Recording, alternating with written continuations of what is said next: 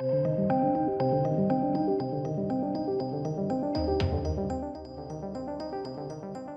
ladies and gents, welcome to my Moon Knight Episode 1 review. This is the latest in the Marvel Disney Plus streaming series. I've had mixed opinions on a lot of these series, and Episode 1 of this was interesting. I tell you what, it was interesting. I'm very much undecided on whether I really liked it, was middling, or anything along those lines. This is going to be a wait and see moment for me, I think, this series. There are a few critiques I've got, namely the sort of slapstick humour that they're bringing to, the sort of the psychological aspect of this. I do feel, and we've had this many times actually with a lot of these series, I feel like this may have been misrepresented in the media. Namely it was going to be a horror series and all this kind of stuff. There's none of that in this. I did not get any sense of horror at all.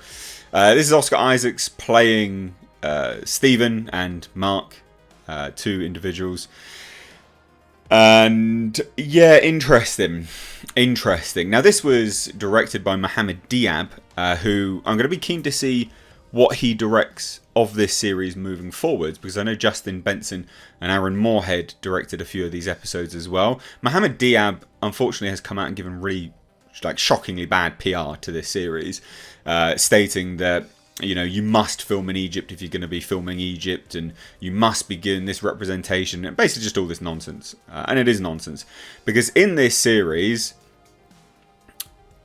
I'll be surprised if they went to the places that they were filming in, because this is Marvel. They don't tend to do that. They don't tend to go to the places that they're trying to represent in the series or the movies. They do a lot of green screen, blue screens, sound stages, etc. So, and I couldn't help but think that some of this stuff was definitely a soundstage. But whatever.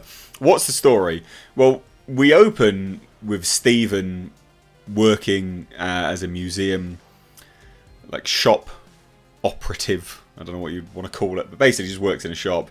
And he's late for work. He's struggling with his sleep. And I tell you what, actually, when they were doing that, when we were introduced to Stephen and we were introduced to his sleep problems, I thought that they did that actually quite seriously, and the tone was good. It was right. It was what I would consider to be the right tone that we had been led to believe the series would be. And then things start happening. Now things start happening, he starts missing time, he starts hearing voices, and he starts seeing things. And this is where the slapstick nature starts coming in. And it was quite slapstick. Now, I know it's Marvel, and I know it's kiddie focused, and I know, we're supposed to have light-hearted humour and things like that. But I did think that this series could have been a really good exploration of the psychological aspect of this character, as opposed to using it for laughs, which I think this did. Which I think is a shame. But also, I didn't hate it either, if that makes sense. What we were led to believe this series would be versus what we've got is quite a big difference between the two. But the end result was pretty decent on a whole. His accent, Oscar Isaac's accent as Stephen, is awful. It's real bad. That's not a good British accent. That is one of the worst British accents I've heard for quite some time. Shocking, genuinely shockingly bad. He had so that's my sort of rough story. Things start going astray. I don't want to reveal too much, obviously, if you haven't watched it. But let's talk about other bits and pieces. The bad guy, Ethan Hawke, plays. He's a fantastic actor. It's good to see him in more things again, and what we saw of him in this was actually really decent, really compelling, and it does make you wonder why he's not chosen for more serious acting roles, because he's actually really good. And I do think that he actually showed up Oscar Isaacs in his performance, which is somewhat embarrassing for the lead to be shown up. But he was great. It's really compelling. I want to see more of this guy and what he's about and what he's doing, because I don't know Moon Knight. Okay, so I'm coming into this a Moon Knight Virgin. So I'm really keen to see what he's about moving forwards. Now the effects, so the effects of this series, move this mic a little bit.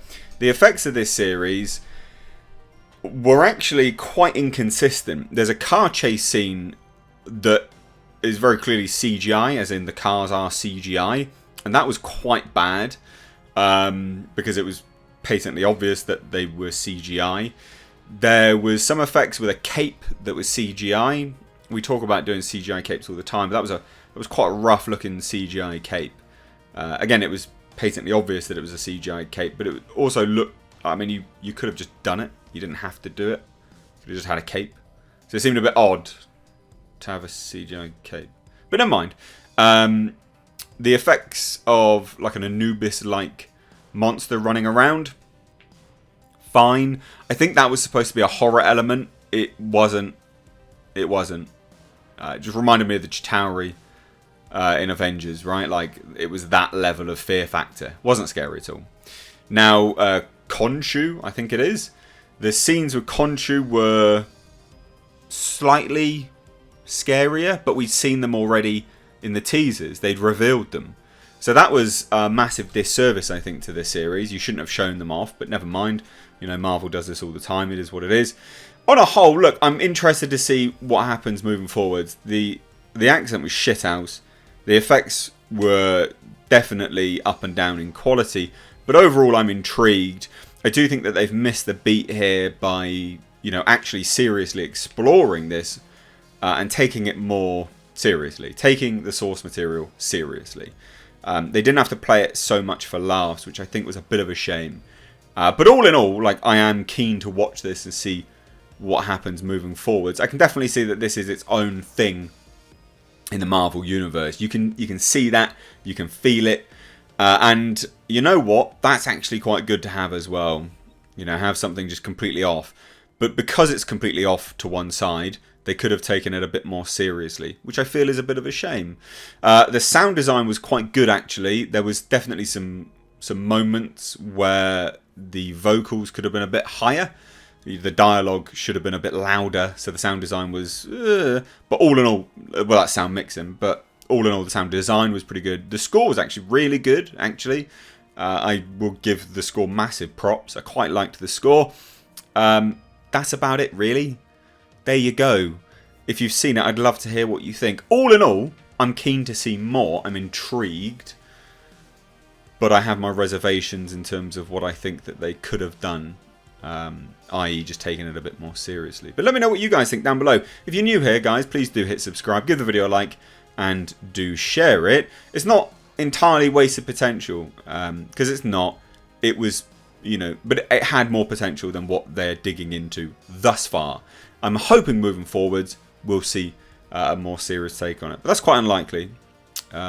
Normally the first episode sets the tone for things moving forwards, because it's the showrunner and, you know, the opener director sets everything moving forwards. So it is unlikely that it'll change much.